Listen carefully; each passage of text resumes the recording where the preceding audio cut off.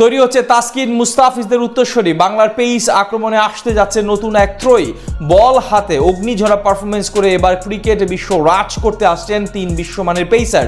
মাত্র 19 বছর বয়সে এশিয়া জয় করে এবার স্বপ্ন লাল সবুজের পতাকা ওড়ানোর। অল্প দিনে অসীম সম্ভাবনা নিয়ে আসতে যাওয়া তিন পেসারকে নিয়ে বিস্তারিত জানবো রিপোর্টে।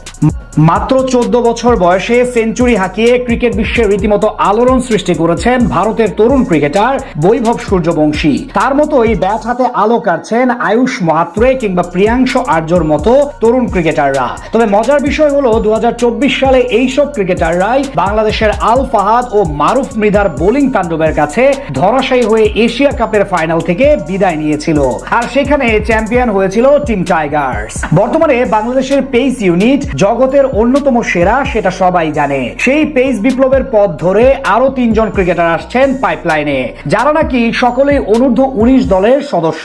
অল্প দিনে যারা নিজেদের অসীম সম্ভাবনার ছাপ ফেলেছেন।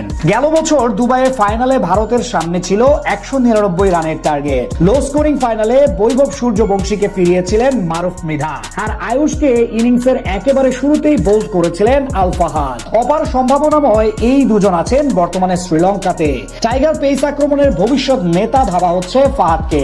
গতির সঙ্গে আলাদা রকম সুইং করাতে বেশ পারদর্শী এই ক্রিকেটার। গেল আন্ডার-19 এশিয়া কাপে চ্যাম্পিয়ন হওয়ার পিছনে বড় অবদান রেখেছিলেন তিনি। এরই মধ্যে লিস্ট এ ক্রিকেটে 10 ম্যাচে শিকার করেছেন 7 উইকেট। সব মিলিয়ে এই তরুণ হতে পারেন আগামী দিনের তাসকিন আহমেদ। এদিকে ফাহাদের মতোই সম্ভাবনাময় আরেক নাম যেন মারুফ মৃধা। বাংলাটি পেসারকে ধরা হচ্ছে মুস্তাফিজের উত্তরসূরি হিসেবে। দুর্দান্ত বোলিং এর সুবাদে এবারের বিপিএল এ ডাক পেয়েছিলেন চিটাগাং কিংসের হয়ে। তবে সুযোগ পেয়েছিলেন মাত্র এক ম্যাচে। 4 ওভারে 36 রান খরচ করেছেন। তবে ফরচুন বরিশালের মতো শক্ত দলের বিপক্ষে তার ওই পারফরমেন্সই জানান দেয় বড় কিছুর জন্য তৈরি তিনি। ফার্স্ট ক্লাস ক্রিকেটে মাত্র 2 ম্যাচে তার দখলে 7 উইকেট, আর লিস্ট এ ক্যারিয়ারে মাত্র 14 ম্যাচে শিকার করেছেন 21 উইকেট। বল হাতে যেমন গতির ঝড় তুলতে পারেন তিনি, তেমনি কাটারেও দুর্দান্ত মারুফ মৃধা।